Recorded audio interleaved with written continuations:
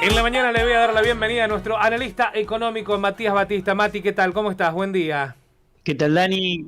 Muy buena mañana para vos, para todo el equipo y para la audiencia, por supuesto. Bueno, ante todo pedirte disculpas, nos hemos extendido con la nota del doctor Pisi, pero era realmente interesante lo que venía diciendo. Vos sos de salir siempre unos minutos antes. Mati, yo lo vengo anunciando, vengo haciendo la venta de lo que va a ser esta charla con vos, que tiene que ver con bienes personales. Y digo la venta porque algunos estarán pensando en vender algún bien para no entrar en bienes personales. Ese es el problema, ¿verdad?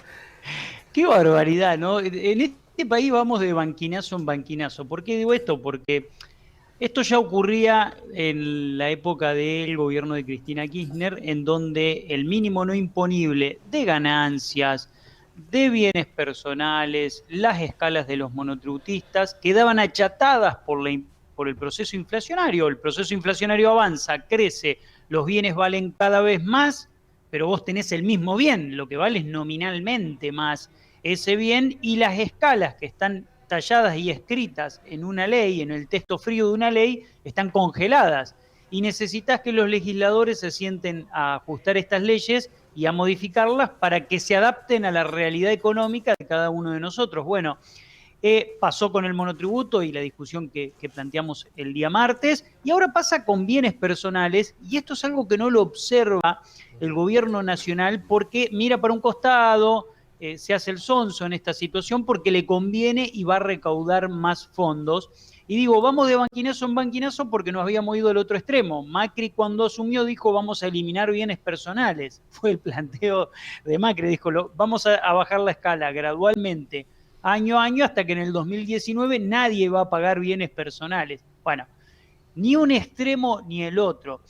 Hay que pensar en un esquema de bienes personales razonable y no en el que tenemos hoy, que yo te lo comentaba y se los comentaba ayer a la tarde. Es realmente llamativo, estamos en el mínimo histórico en dólares de bienes para declarar bienes personales, ¿no? Yo les mostraba un gráfico ayer.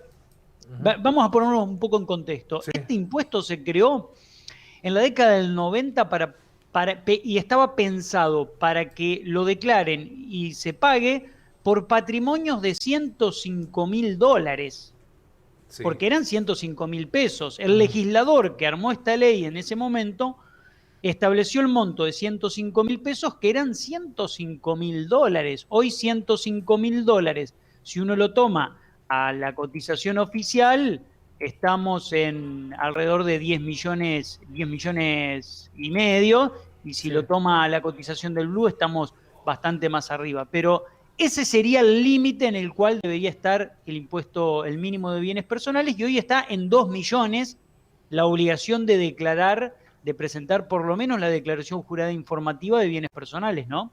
Digamos, uno que compra un auto 0 kilómetro y está en la raya hoy con los precios de los autos.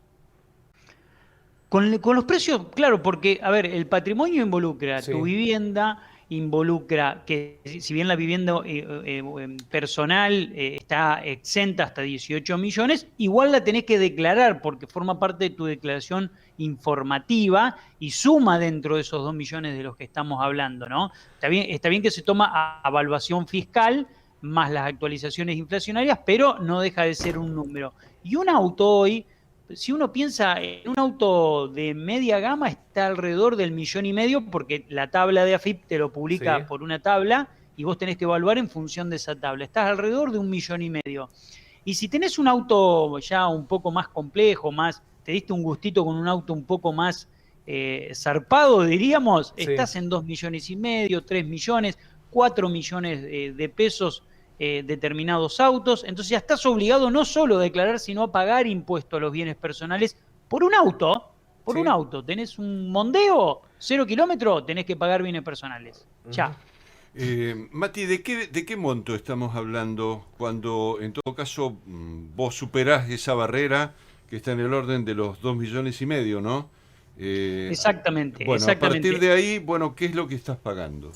Bien, estás pagando una tasa del 0,5% por el monto que exceda entre 0 y 3 millones de pesos, pagás una tasa del 0,5%. La tasa sube al 0,7% de 3 7 millones de pesos y después sube al 1% y al 1,25% en la medida que subas, que tu patrimonio suba. Lo que suele ocurrir es que, claro, al declarar 1,25 de 18 millones en adelante, 6 millones a 18 millones, el 1% más el impuesto que ya te determina FIP. Tenés 0,5% de 0,3 millones, 15.000 pesos más 0,75 por el excedente de 3 millones a 6,5, 41.000 pesos si superás los 6 millones y una tasa del 1% por todo el excedente de 6 millones y medio y 156.000 pesos si superás los 18 millones de pesos más el excedente de 18 millones, 1,2%. Es un monto que se va constituyendo en función de esta tabla que tiene publicada la FIP. Sí, pero bueno, acá, con un impacto directo a los sectores medios de la sociedad, ¿no? Ahí está el problema, Héctor. Sí, yo te diría claro, eso por un lado, y por el otro lado me parece que sería interesante, si es posible, cuantificar lo que es la expectativa de la recaudación de parte del Estado Nacional para saber en qué parte del presupuesto nacional estamos afectando. Digo, porque Sí. me parece determinante en todo caso algún tipo de cambio en ese sentido.